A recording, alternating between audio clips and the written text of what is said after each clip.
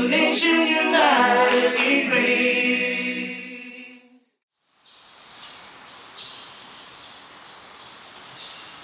And I think people like Joe really taught us that, that ability to laugh at ourselves. I think as Malaysians, we've lost that knack.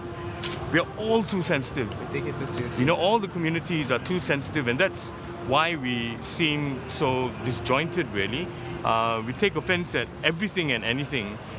So that irreverence, that's why my heroes are people like Joe, Lat. Lat was my hero. Amazing, one aesthetic, of course, but just his ideas about the way we come together and all that was so fluid and so real. That's in many ways what I'm trying to look for.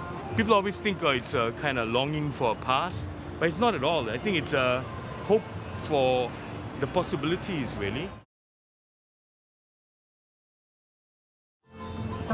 And I love history. I'm a real student of history, whether it's contemporary history or the history of our nation going back, or European. It very much informs the work. So I'm quite typical of the middle class in Malaysia, which is quite, I think, interesting right now because it's a really growing middle class, right? Artists traditionally have always either served the aristocracy and the kings and queens, or since the Industrial Revolution, it's been about the working classes. But now the whole world is dominated by its middle class. Bali, for example, it's a kind of rite of passage for artists. Before it was about travel, but now it's really about how anyone can fly, right? It's about affluence and people going for holidays and things like that. The first time I got off a plane, when I was going to study at 17, wow, the senses. Nowadays when we go travel with my daughter, she's on the bloody phone the whole time, right?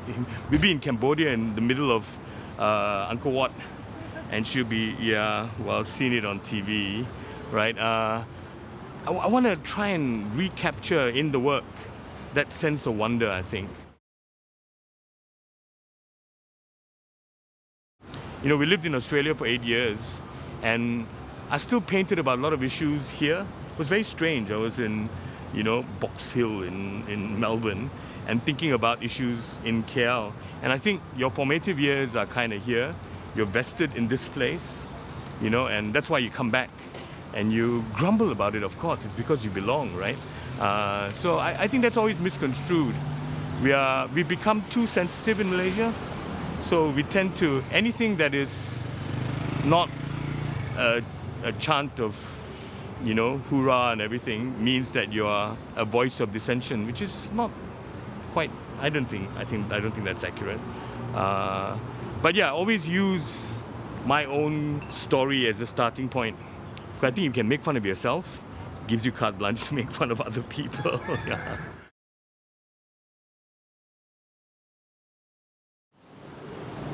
I love how religious we are, Actually, it's superstitious. We're not religious really, right? We're just kind of banking on everything. And in the past, it was quite interesting because it didn't matter. My grandmother used to give money at a mosque. On the way between Tapa and Ipoh, there was a mosque she used to stop at and put money there. And that's the way I think Malaysians were.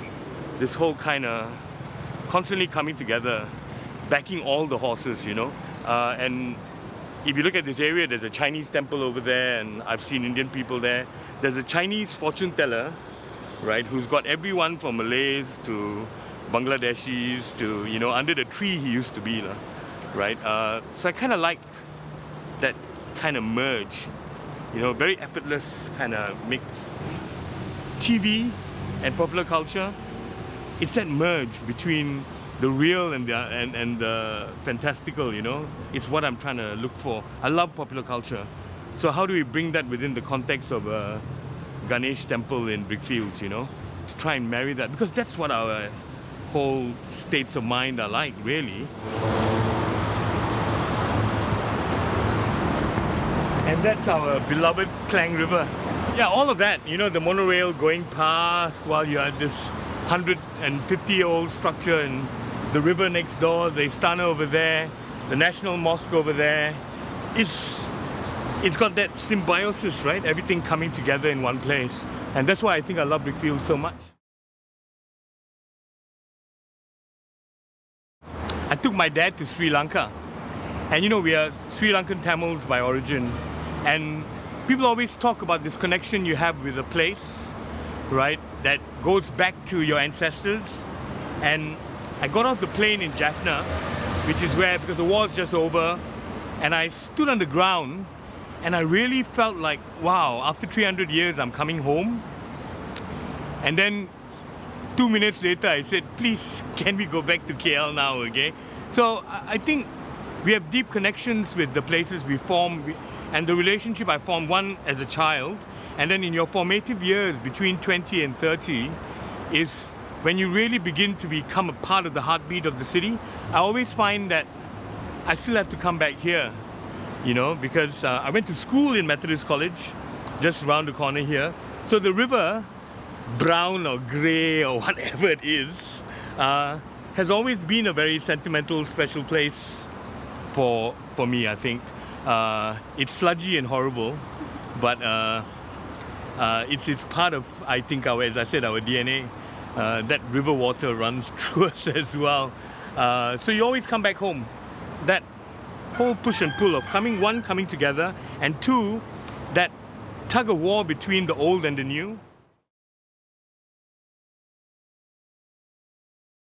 That is my friend Gopi in the Reichstag. And in the Reichstag, that was the last place that fell to the Russians during the Second War. When Berlin fell, it was the fiercest fight was there. The SS were there and the Russians were coming and they had to take the Reichstag. And there's a famous photo of them putting the Russian flag on top of the Reichstag, right? It's a Norman Foster design, okay? So when he refitted the Reichstag, when they opened the cladding to the walls, they found all this graffiti in Russian, in German as well, from the last battle, you know, and really rude things in Cyrillic, in Russian. Really rude, fuck your mother, and German maidenhood will die forever, and all that shit, right? And what Norman Foster decided to do, and that's why I've kept some of the graffiti in the background, when he opened these walls and all this graffiti was there, at first, of course, the natural thing is to keep it clean, right?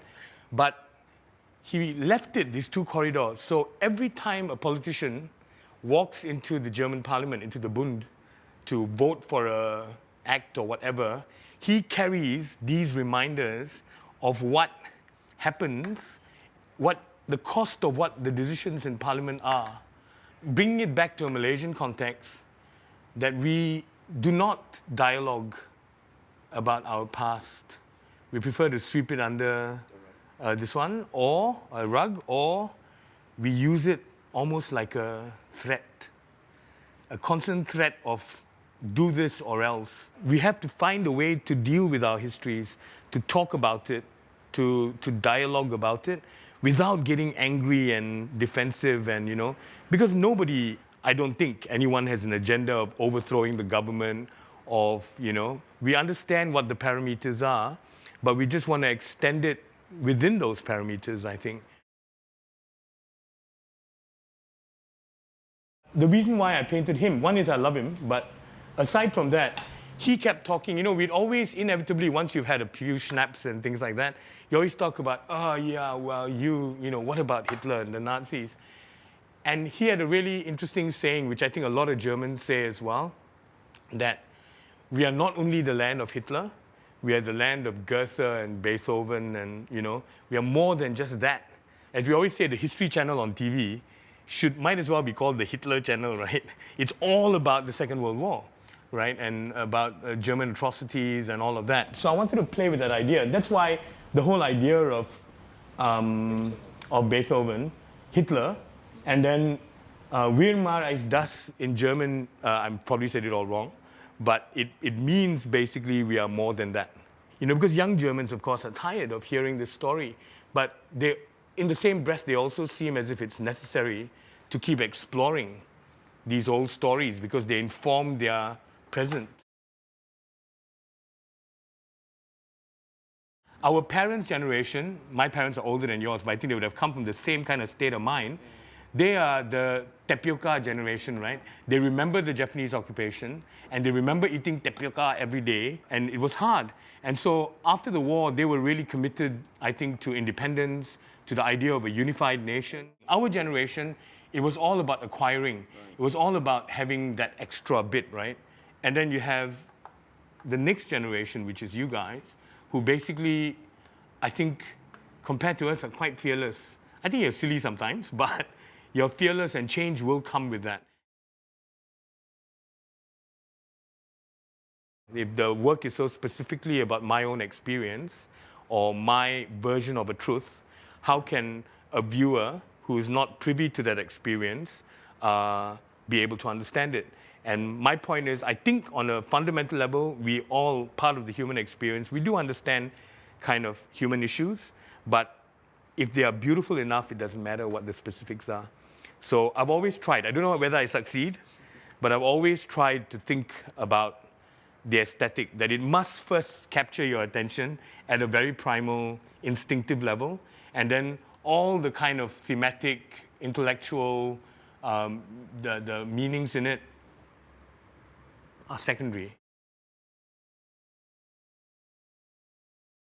My grandmother painted. She was an amateur painter who did correspondence course with England from Teluk Intan, okay? She lived in Teluk Intan. My grandfather used to beat her because painting was considered too one kind of bourgeois, right? So like, who the hell do you think you are? You're a Sri Lankan housewife, right? Don't think above your station in a way. Like, it was seen as too frivolous. So what she did was she began to work in the temple. And she built all the wedding dioceses in Teluk Intan for the temple. And people got married in my grandmother's diocese. And that's why I did the diocese in Singapore, in a sense. So I think my grandmother, I grew up with her. So she always encouraged me to draw. She was very forward-thinking. And that, I think my mom inherited it and influenced my father. And in that way, we always had an appreciation for beautiful things. And I always say they had a very Western aesthetic. Outside my grandmother's house, there was a picture of the Lord Ganesh and Queen Elizabeth. I think it was the Queen Mother at the time, right? So this push and pull between Western systems of value and Asian traditional values, I think shaped very much the way we thought. The art of a good painting in the first place is about layers. The richer the number of layers, the richer and more powerful your work is, I always feel. It may be a very classical view of how things are made. It is about layers, right? It's about painstaking layers. It is about the labor of layering. And even from a conceptual and intellectual point of view, especially living here, the top layer is always disarming, but underneath that is where the interesting layers are beginning to happen. And I think that is our strength. It's just almost instilled in us. All the cliches we have about each other. It's not only one race against the other. It's all of us. We've got these stupid preconceived notions of each other, right? Which we have to get over. It's very easy, right? Like, just do more real Rukun Tetangga things. And, you know, I kind of like the whole One Malaysia song and all that. However hypocritical it may be, it is fine. We all must sing it. We also have gotten to a point now, anything the government does, we say, yeah. You know, we become so cynical about it as well. Because what we should do is, we should test them lah, and say, okay, we're all spouting this One Malaysia thing and we believe in it, okay? So let's test you now and let's say, yes, we support it. Show us how you are supporting it. And to say, yes, I'm Malaysian, I'm this, and I'm a part of you, so I will embrace you. That's why those drawings, all these drawings really, is okay lah. We start a party kacukan bangsa. Okay, we say, now we must all go out and date each other, right? And we water down this difference lah. We all become a part of each other, right? That also, they'll get angry right now.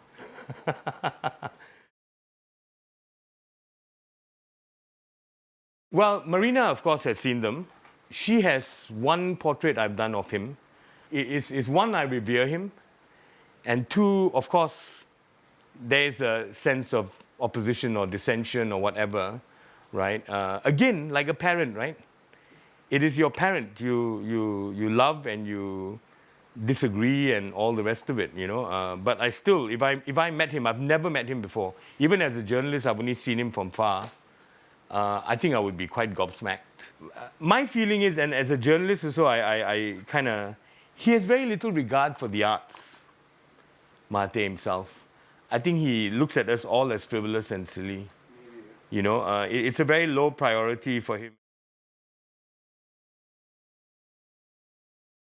I'm just a simple picture maker. I respond directly to the emotive and the world around me.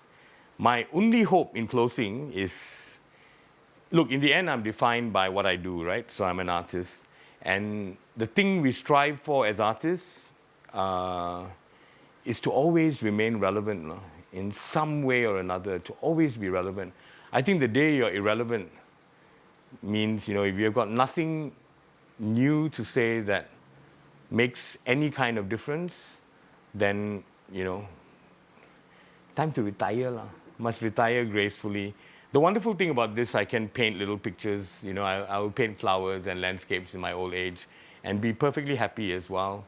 With younger people, it's much more fleeting, right? You really have to stay ahead of the game. And so I think the young artists are great. They're full of energy, they're very confident, and they keep me on my toes. Buggers, I tell you, it really pisses me off, okay?